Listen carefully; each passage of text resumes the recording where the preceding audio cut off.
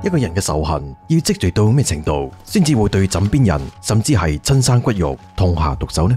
滅門慘案嘅背後究竟係點樣嘅一場悲劇，令到一個人喺瘋狂中親手摧毀一切？大家好，歡迎收睇《越地鬼路》，我係 J。今集為大家帶嚟嘅係南海富安花園滅門案。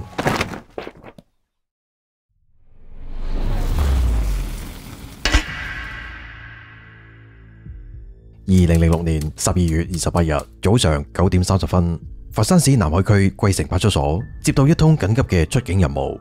報案中心嘅登記信息顯示，位於羅村街道嘅富安花園小區發生咗一起殘忍嘅命案。派出所警員即刻趕赴事發現場，將富安花園警安院 B 座502室進行封鎖。10分鐘之後，刑偵人員同埋法醫相繼嚟到現場。呢個係一個3房1廳嘅單位。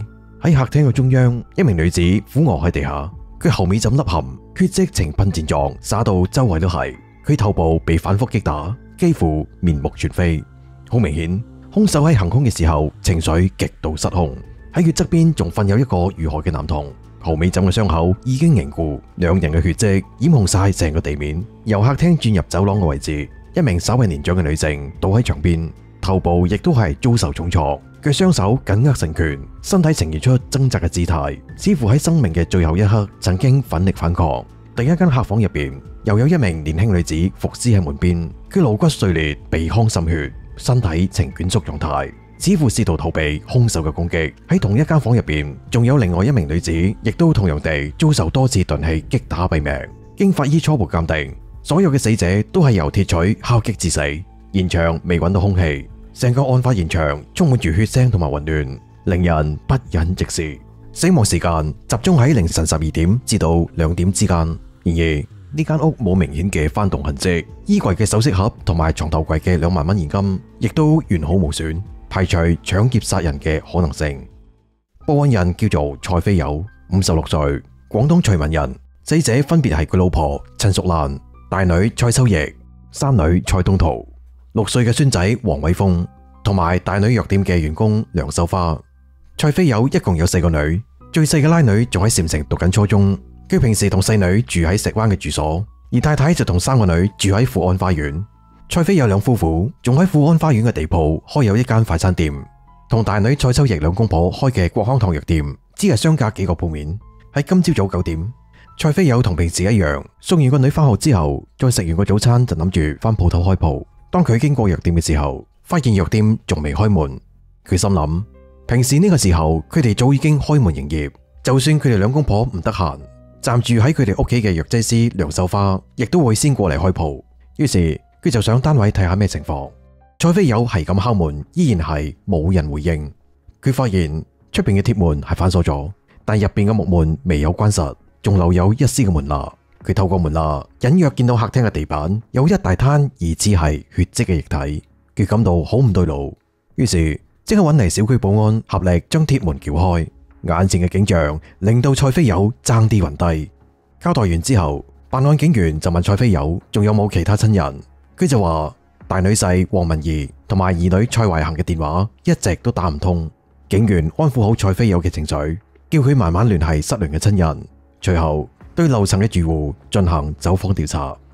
大概係12點半左右啦，係啦，冇錯。當時我哋4個人睇緊波嘅，我聽到樓上地板焗焗焗焗咁響咗好耐，咁仲隱隱約約聽到細路仔喺度嗌唔好打媽咪，唔好打媽咪。我當時以為係兩公婆嘈交。之後仲有冇咩動靜咁樣呢？又過咗1個鐘左右啦，我就開門擺低啲垃圾，就見到有個男人嘅背影呢，都有成1.7米左右嘅咁樣急急腳喺樓上衝落嚟，唔知係咪兇手。另一位住喺6樓嘅住戶就會憶話到，凌晨1點到呢，我同幾個朋友打緊牌嘅，咁忽然之間呢，就聽到樓下傳嚟好大嘅聲，有個細路呢係喊得特別淒涼嘅。咁呢啲聲音持續咗幾耐啊？都有成半個鐘頭㗎。咁之後樓下呢就突然靜晒呢，係一啲聲音都冇咗嗰種靜。好，唔該。小區突發滅門慘案，一班居民都議論紛紛，喺度猜測背後嘅行兇原因。有人懷疑係快餐店老闆娘陳淑蘭欠落巨債，被一班債仔上門討債，釀成慘劇。亦都有人認為可能得罪咗古惑仔，遭到報復。事出有因，喺個幾月之前，陳淑蘭曾經喺街度同一班古惑仔發生爭執，因為呢班人成日都喺鋪頭門口打躉，嫌佢哋阻住做生意。鋪頭仲俾呢班人搗亂過。對於小區居民嘅種種猜測，蔡飛友向警方一一否認。佢明確表示，佢哋屋企經濟寬裕，根本唔存在欠債嘅問題。至於曾經鬧事嘅古惑仔，佢哋全部都係外地人，一早已經離開咗呢度，已經冇再出現過。咁兇手究竟係咩人？佢同呢家人之間有咩不可調和嘅矛盾，以至於連6歲嘅細蚊仔都唔肯放過。喺案發當日嘅早上7點幾，佛山市公安局禪城分局接到一則群眾報案，話喺佛山市第一人民醫院嘅公園水池發現咗一具女性屍體。警方趕到現場進行打撈確認，女死者大約20幾歲，頭部有明顯嘅鈍器傷，現場未發現打鬥痕跡。警方喺水池入邊打撈出一把生鏽嘅鐵錘同埋幾個酒樽，推測鐵錘就係兇器。死者嘅隨身財物未有被劫走，但就未發現身份證同埋手機，一時之間亦都確認唔到佢嘅身份。警方排查醫院住院嘅患者同埋工作人員，確認死者並唔係醫院嘅內部人員或者病患家屬。初步調查完之後，就將屍體運返殯儀館暫放，直到富安花園命案發生。佛山警方比對呢2單接連發生嘅命案，發現死者都係被鐵錘重擊頭部身亡，推測兇手可能係同一個人。警方即刻通知蔡飛友過嚟認屍，最終確認醫院女屍正正就係佢二女蔡維恒。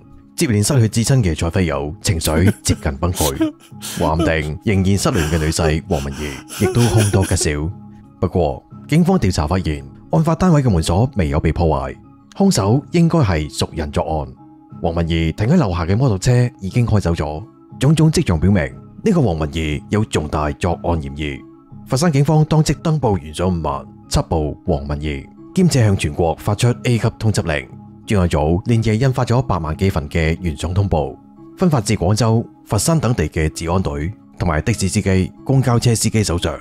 懸賞通報仲張貼喺車站、商場、居民小區等人流密集區域。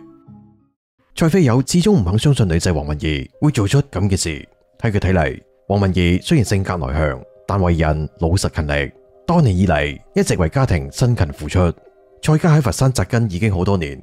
蔡飛友幾兄弟早年喺南海羅村嘅永利生果批發市場賣生果，生意做得紅紅火火。適逢大女蔡秋奕到咗適婚年齡，希望個女揾個老公，一係本地人，一係同鄉，最好係留喺佛山生活。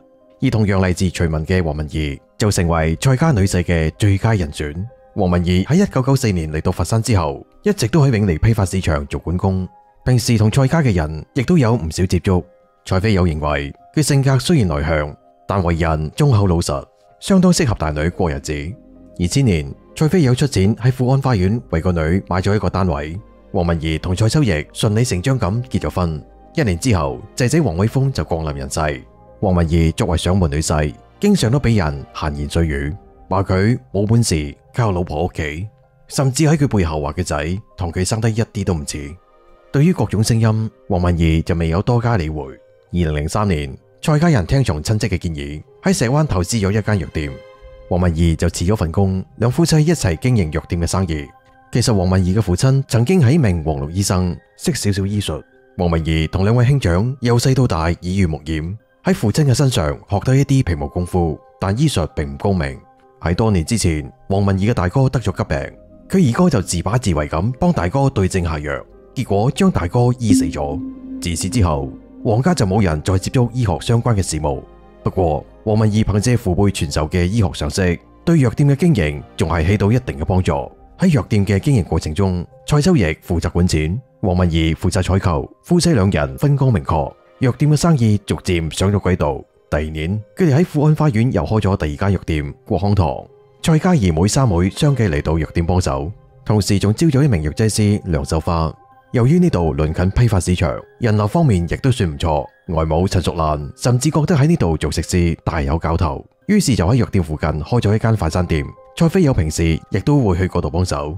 2006年12月27日晚上，黃文儀喺石灣嘅藥店翻到羅村嘅快餐店，同太太、外父外母食晚飯。晚黑8點左右，黃文儀兩公婆就離開咗快餐店。喺蔡飛友睇嚟，當時嘅黃文儀一切正常，完全睇唔出要製造血案嘅徵兆。蔡飛友除咗震驚同埋不惑之外，希望警方能夠盡快揾到佢，了解成件事嘅真相。警方對黃文儀嘅親友展開調查布控，喺火車站、機場等地設防，防止佢外逃。2006年12月31日，警方喺廣州金沙灣大橋附近發現咗黃文儀嘅嘉陵摩托車，推測佢應該往廣州方向逃亡。2007年1月1日晚上，根據群眾舉報嘅線索，廣州警方喺芳村東郊一間旅館入邊將佢捉獲。黃文儀被捕嘅時候表現平靜，未有反抗。喺審訊室入邊，佢承認自己就係滅門慘案嘅真正兇手。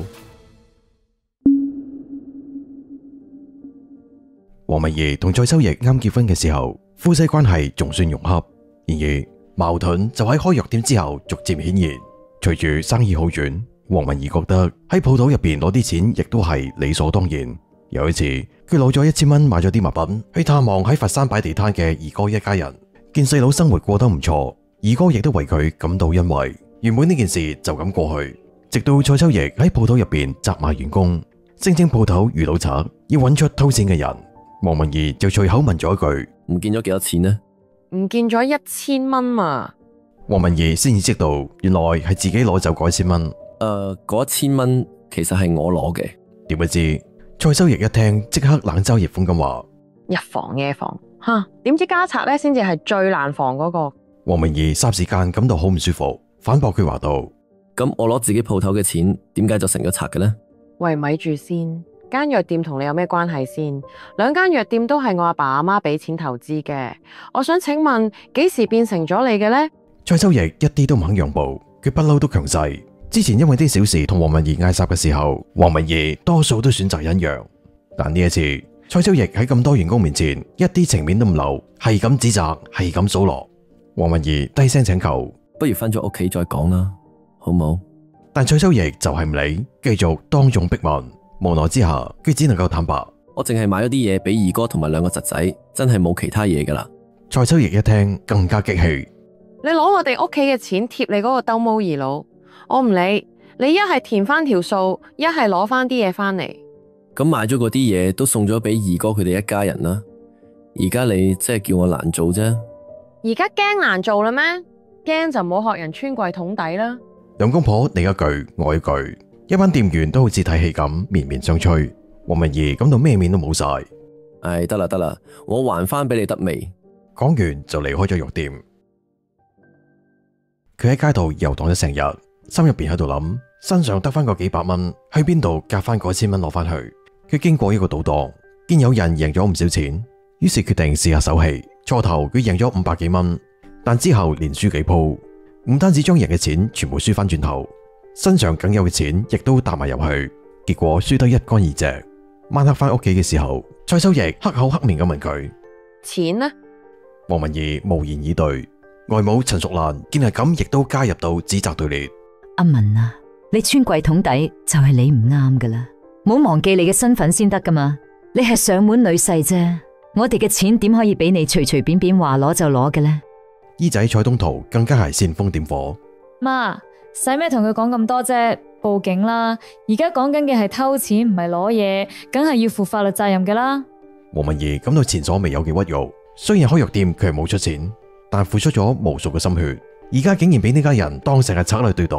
無奈之下，佢只能夠將送俾二哥嘅禮品全部攞晒翻嚟，先暫時平息咗呢場風波。然而呢件事令到佢顏面掃地，從此之後佢唔再去藥店，成日喺街度遊遊蕩蕩，沉迷賭錢。過咗一段時間之後，黃文儀嘅二哥因為擺單嘅問題同城管發生衝突，將對方打傷入院，被判咗入獄。黃文儀就因為攞唔出錢幫二哥賠償，深感無助，終日精神恍惚。我睇你印堂發黑，眉間大煞，此乃大凶之兆喎！你命中必有克你之人，而且呢個人就喺你身邊，如果唔及時化解呢，恐怕日後會有性命危險。黃文儀揾堪輿師傅睇下八字，算下自己第2年嘅運程，殊不知對方就同佢講咗咁嘅一番說話。黃文儀聽咗之後深信不疑，認為蔡秋奕就係嗰個黑星，對佢嘅怨恨與日俱增。2006年12月28日，黃文儀喺出邊賭錢翻嚟，一入屋門又俾蔡秋奕兜口兜面咁鬧，甚至仲辱罵佢屋企人。黃文儀終於忍無可忍，心中嘅怒火瞬間爆發。佢衝入廚房，鬧起一把鐵錘。蔡秋奕就話：做咩啊？想攞取搏我係咪？而家我就企定定喺度，你夠膽就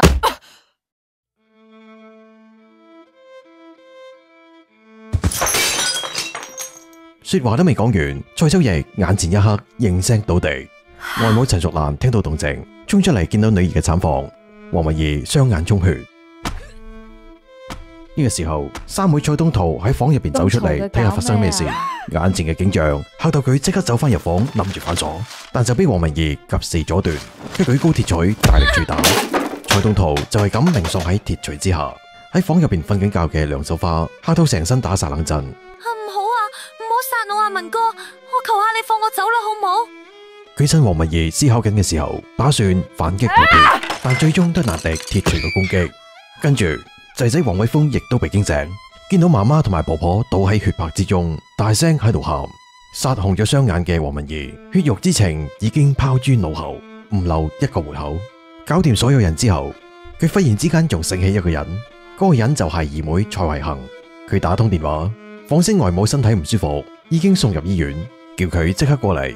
蔡慧杏雖然有啲疑惑，但最後都係去咗醫院。黃文儀就將佢引去公園嘅水池邊，趁佢唔注意喺後邊襲擊佢頭部，然後將佢拱入水池，順便抌埋行兇嘅鐵錘。劉爺揸摩托車朝住廣州方向一路狂奔，經過金沙洲大橋附近嘅時候，摩托車突然死火，打極都打唔着，於是就抌咗摩托車喺呢度，步行走去廣州白雲區嘅羅涌圍，喺嗰度嘅公園流落咗2日，最後嘅嚟到芳村東滘嘅一個旅社匿埋。呢個旅社嘅樓下仲掛緊一個東滘街道嘅報警電話警示牌。2007年4月26日，佛山市中級人民法院公開審理咗呢單一度震驚全國嘅1228佛山滅門案。喺開庭之前，廣東精衛法醫精神病司法鑑定所出具嘅鑑定結果顯示，黃文儀喺作案嘅時候患有精神病，被認定為限制刑事責任能力。然而，黃文儀喺庭上堅決否認自己患有精神病，似乎已經抱定咗一心求死嘅決心。2007年7月20日，佛山中院一審作出判決，法院以故意殺人罪判處被告人黃文儀死刑，緩期2年執行，剝奪政治權利終身。喺成單案入邊，最耐人尋味嘅莫過於蔡飛友對黃文儀嘅態度。佢始終相信黃文儀嘅為人。喺判決生效之前，蔡飛友同黃文儀曾經喺法庭上有過短暫會面，兩人單獨傾咗幾分鐘偈。蔡飛友全程未對黃文儀流露出憎恨或者憤怒嘅情緒。根據一啲街坊話，喺蔡家呢個女性主導嘅大家庭入邊，蔡飛友已經將黃文儀當作係半個仔。呢種特殊嘅紐帶，亦都解釋咗點解黃文儀喺作案嘅時候始終未有對外父落手。家本應係避風嘅港灣，係溫暖嘅歸宿，係血脈相連嘅基本。但當呢個家成為咗權力嘅角鬥場，一方嘅尊嚴被無情踐踏，雙方嘅溝通被暴力取代，咁呢個家就成為咗仇恨滋生嘅溫床，終將喺互相嘅撕咬中走向毀滅嘅宿命。多謝你收睇今集嘅影片，我係 J，ciao。